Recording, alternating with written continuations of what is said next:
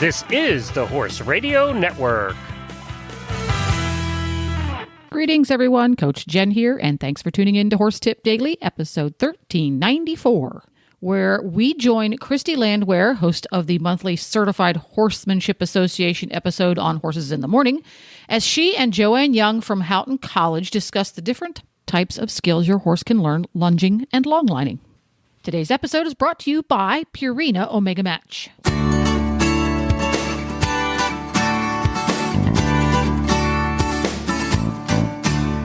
Hey, listen up, horse owners. If your horses can't get out on green grass for their daily dose of omegas, Purina's got you covered.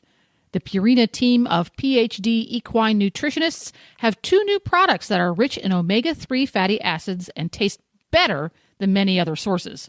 We're looking at you, fish oil. Try the new Purina Omega Match Timothy-based ration balancer or ahi flower oil supplement and see for yourself why these are among some of the best omegas that nature offers. It takes science and love together, each pulling their weight to help your horses live their best lives. Put our research to the test at purinamills.com/omega match.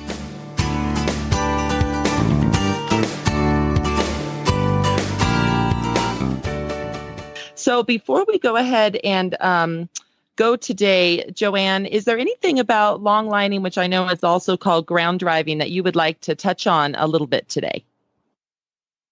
Well, it works great if you're starting a horse Western and you don't have a lunging surcingle. You can put a little strap underneath that would tie your stirrups so they can't fly up. And once you've got your horse acclimated to being ground driven without the saddle, and he's used to being led with the saddle, so he's not bucky and frightened of the cinch pressure on his sternum, you can then put a lunge line, or if you have a 50-foot long rope that's soft cotton with a snap on each end, that's called a double lunge. You can run that from the bit through the stirrups to your hands and back around. Obviously, if it's one long rope, you have to run it from your hand through the stirrup up to the bit. Or to the lunging cavesson side rings if you're using one of those. It's very important that you have a leader and that you're far enough back that you're away from kick range. Because heaven forfend you get kicked in the sternum and stop your heart. If you're going to do what they call double lunging, you can work the horse on the circle. It's very important that your outside line be above the hock and just below the fullest part of the curve of the buttock, and that if it's going to come around, it's under the tail, not trapping the tail against the butt cheeks. And then when you reverse direction, obviously you have to reverse the horse to the outside of the circle. But it gives you the advantage that the line coming through the stirrup resembles more a little bit like there's a rein on each side, and your outside rein can work like your outside rein and your outside leg to help establish correct bend in the horse. Obviously, the inside line coming through the stirrup is going to come directly to your hand, and so that's going to give a bending effect on the horse. Takes a delicate hand to do that. If you have a lunging surcingle, there are reins at various heights that you can use, or rings on it, so that you can determine how high or low that horse tends to carry its head, and then you're going to put the lines through those rings. You have to be agile and quick, so you keep a very light, consistent, elastic feel on the horse's mouth. You have to be very careful also that you don't get big slack between your hand and the horse's body, because heaven forfend to get wrapped around his legs. Then you've got a major wreck. You usually use like a long lining whip or a long driving whip, and you will use that if you're directly behind the horse to touch the side of the hip to help them turn. You're going to use your voice to get them to go. Always start with a leader first so the horse is calm and steady and understanding. And with some horses, that could be 3 minutes. With other horses, it could be 30 sessions before you reach that point. So you have to know how to read your own horse and don't push him past his comfort zone.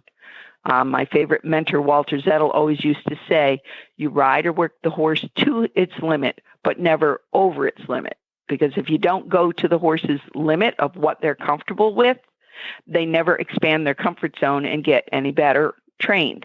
But if you go past the limit of their comfort zone, then you destroy trust and balance, and you do damage to the relationship with the horse and to his training and ability to accept the training.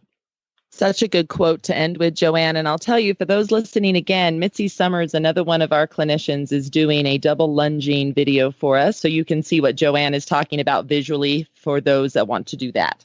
So, Joanne, how do people find you? What is the best way to reach you? I know they can come to our website, but go ahead and give Houghton's website.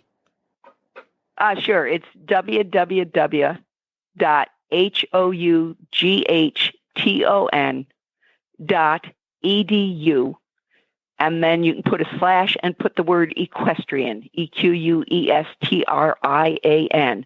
That will take you directly to the equestrian program webpage. You can click on professors and find me that way.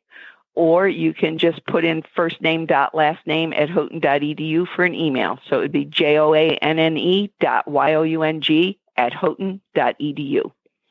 Awesome, Joanne. Thank you so much for being on the show today. Have a great one. Well, that about wraps it up for this time. You can find lots more tips at horsetipdaily.com.